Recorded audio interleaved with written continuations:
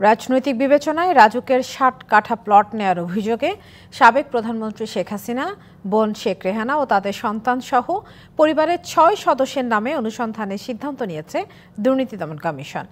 এদিকে সাবেক প্রতিমন্ত্রী নসরুল হামিদ বিপুর অ্যাকাউন্টে প্রায় ৬,০০০ কোটি টাকা লেনদেনের তথ্য দিয়ে মামলা করেছে দুদক।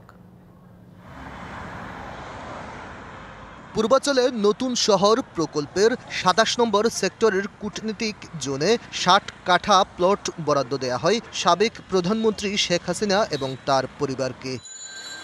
দুদক জানায়, শেখ হাসিনা ছাড়াও তার ২ সন্তান সজীব ওয়াজেদ জয়, সাইমা ওয়াজেদ পুতুল, ছোট বোন শেখ রেহানা, তার সন্তান রেদওয়ান মুজিব সিদ্দিকী ববি এবং আজমিনা সিদ্দিকীর নামে ১০ কাঠা করে মোট ৬০ কাঠা প্লট বরাদ্দ দেয়া হয়।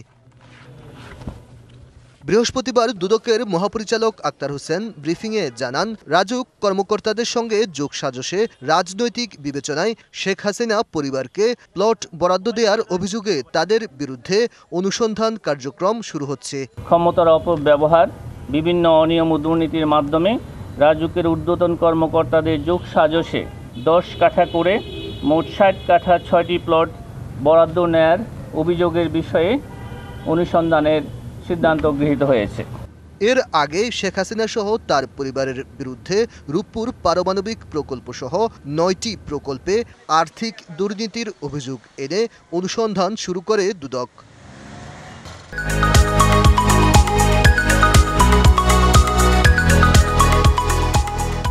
এদিকে সাবেক বিদ্যুৎ, জ্বালানি ও খনিজ সম্পদ প্রতিমন্ত্রী নসরুল হামিদ বিপু এবং তার স্ত্রী সন্তানের বিরুদ্ধে মামলা করেছেন দুদকের উপপরিচালক মুস্তাফিজুর রহমান।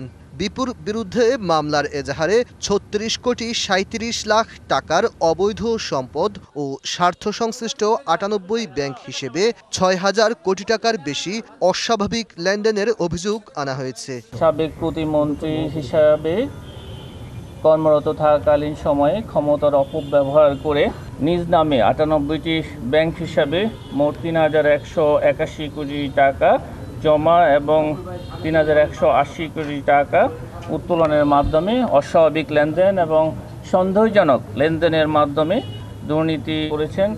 এদিকে অবৈধ সম্পদ সহ বিভিন্ন দুর্নীতির অভিযোগে দুদকের সদ্য সাবেক কমিশনার জহুরুল হকের বিরুদ্ধে অনুসন্ধানের সিদ্ধান্ত হয়েছে। নিজেদের সাবেক কোনো কমিশনারের বিরুদ্ধে অনুসন্ধানের নজির এটি প্রথম। Aditya Rafat, DBC news, Dhaka.